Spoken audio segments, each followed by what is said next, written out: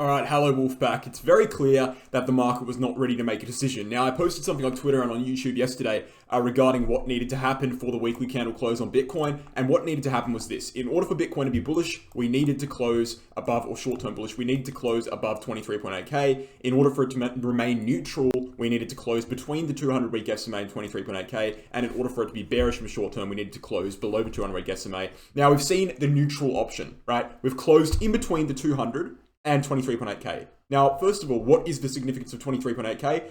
23.8k is the nearest resistance zone, and between 23.8k and 28.6k, we have no historical resistance. So if we were to break 23.8k, we would go basically straight to 28.6k, maybe a little bit of resistance to 26, but 28.6k would be the ultimate target. So that's why it was important, right? 23.8k on the daily chart, closing a daily candle above that or a weekly candle would be incredibly important for a short-term swing. And if we were to break 28.6, that would be a confirmation the bear market is over. But we've failed to do either of those things, and what we've done is we've kind of sat here, right? And there's a reason for this. It hasn't just happened for no reason, right? People like to think, oh, Bitcoin does what it wants. Not necessarily true, actually.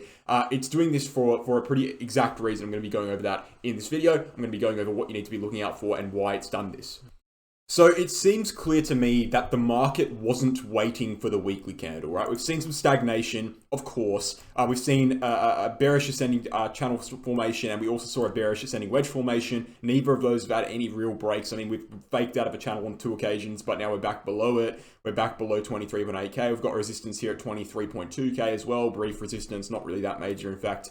But, you know, nothing's really happened for the last couple of weeks. We've kind of just lurked around, failed to break out, and we're consolidating below resistance. Now, why is that? Why has nothing happened? Well, it's clear that the market wasn't waiting for the weekly candles, because we saw weekly candles and nothing happened because of them. What the market is waiting for, in my opinion, is 2 things. The main thing is CPI numbers. Now, CPI numbers will be releasing in roughly 48 hours from the time this video releases, maybe 60 hours, so 2.5 days from the time this video releases. And the reason why the market is waiting for their CPI numbers is because CPI forecasts, as you can see in this kind of table over here, the actual CPI numbers right now are 9.1%, and the forecast for the next CPI release, which is in, as I said, 2.5 days, is actually 8.7%. What this means is that the market is forecasting a 0.4% decrease in inflation year on year, which would be a major step in the right direction for inflation topping out. And that would explain why the S&P 500, for example, and the DXY, for example,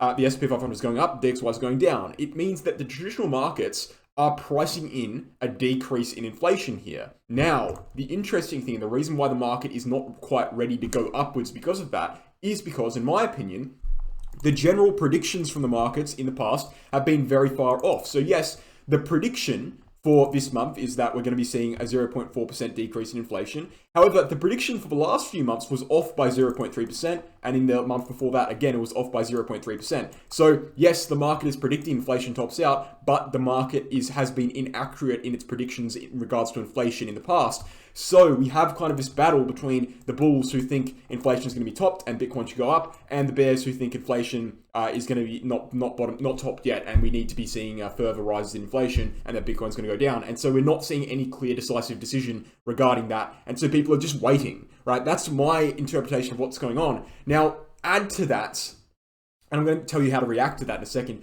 but add to that the situation in China right now. I'm actually going to be making a video on my second channel, most likely, about the situation in China, which is the Limitless channel. Go ahead and check that out.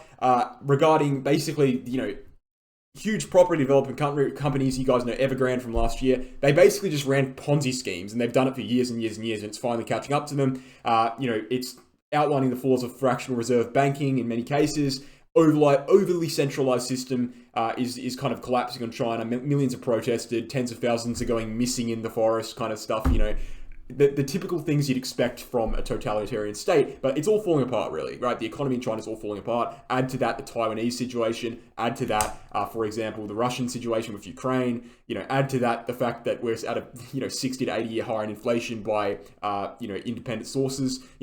The situation in the world in general is kind of falling apart here, and I suppose that Bitcoin doesn't know how to react to this. Now, it's not just China. It's not just inflation, it's many, many things. How is Bitcoin going to react to this? Because I can tell you right now, in the past, Bitcoin has basically just been a bot of the traditional markets, right? It's gone wherever traditional markets have gone. It's followed, it's followed systematic risk very, very closely. When inflation goes up, for example, it goes down. It's kind of acted like a traditional asset. And then the reason why that's happened is not because of the fundamentals, but because people who trade Bitcoin also trade traditional assets. And when their traditional assets go down, they act the same way with Bitcoin, right? It's kind of like a domino effect. If one person does it, 10 people do it. And eventually the fundamentals get ignored. Now, this is the part where it gets interesting in my opinion. I think the next year or two will be very interesting for Bitcoin, because Bitcoin now has a ripe opportunity in terms of macroeconomic situations to depeg from traditional markets, at least partially. Now, it can't fully depeg, right? Because people who invest in Bitcoin have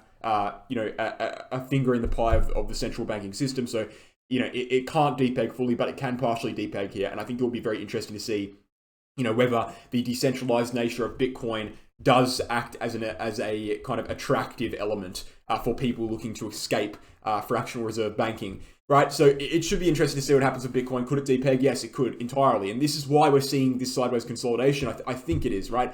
Yeah, I mean, things are at resistance. Nothing's really going up right now in the last few days. But I think Bitcoin particularly is having a little bit of a moment here. It's having a little thought process. It's like, okay, do I need to depeg here? Do we have enough macroeconomic evidence for investors to see me as an alternative to the fractional reserve banking systems, the central banking systems, etc.?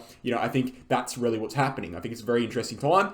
And I think, as I said, the next year or two will be very, very interesting to see what happens for Bitcoin, especially if the economic hardship doesn't necessarily ease up. Now, how should you react to this situation? I still would stand by the TA, all of that said, because I think all of that to a certain extent is just speculation. Now, the TA says if we close a daily candle above 23.8K, especially if the CPI numbers have come in, so this is, speaking 3 days ahead, if we close a daily candle above 23.8K, that would be a time to buy Bitcoin, and you'd be swing trading Bitcoin up to 28.6K or at least 26K where there's vague resistance.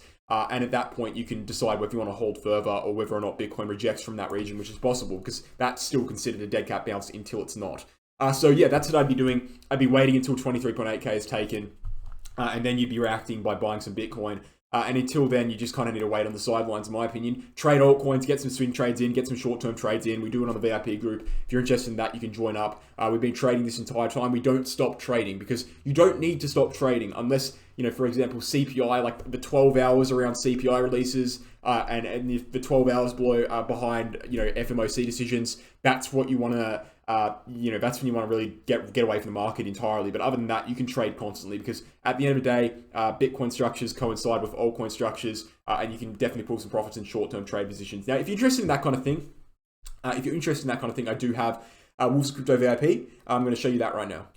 Go to my YouTube channel homepage, click the join button, and you'll see all of the perks of Wolves of Crypto VIP come up. Very profitable recently with the trading signals. We've got 4 trading setups per week posted to the YouTube channel exclusive for VIP members. Prioritize reply to comments, a 2-hour lecture on market psychology, and exclusive Telegram group access. Click the join button and read more about that there in that brief descriptions.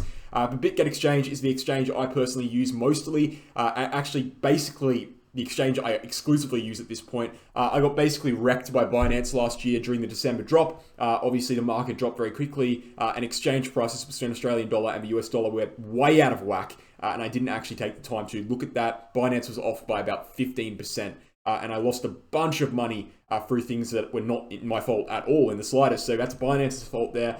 But essentially, I found a new exchange. I was sick of it. I was sick of the liquidation wicks out of nowhere. I was sick of the high fees. And people say, oh, what the high fees? What do you mean? It's like, well, BitGet has half the fees of Binance, and Binance still claims to be the lowest fee exchange. It's just absolutely ridiculous. Sign up to BitGet using my referral link in the description below. It's also got non-KYC. It's really a no-brainer for every single crypto investor. If you believe in the fundamental purpose of cryptocurrency, you should be on a no-KYC exchange, or at least an optional no-KYC exchange, which is what BitGet is. So sign up to BitGet using my referral link in the description below. It takes 5 minutes. And then also, the Crypto Academy has become a trader course. This is a company developed by myself and Megawell Crypto. We own and run this company. And essentially, if you want more information about this course, it's essentially teaching you how to trade from step 1 to step infinite, right? 90% of all the information you ever need as a trader is in this course. It's got 10 units. It's got about 450 slides. It's got about 80 videos, and it's about 8 worksheets and a trading diary. So again, interested in that, check out the website, and more importantly, email us here at cryptoacademycourses@gmail.com, and we'll get back to you with some more information about the course as well as the pricing details. Thank you for watching, guys. Hope you enjoyed the video, and I'll catch you in the next one. Cheers.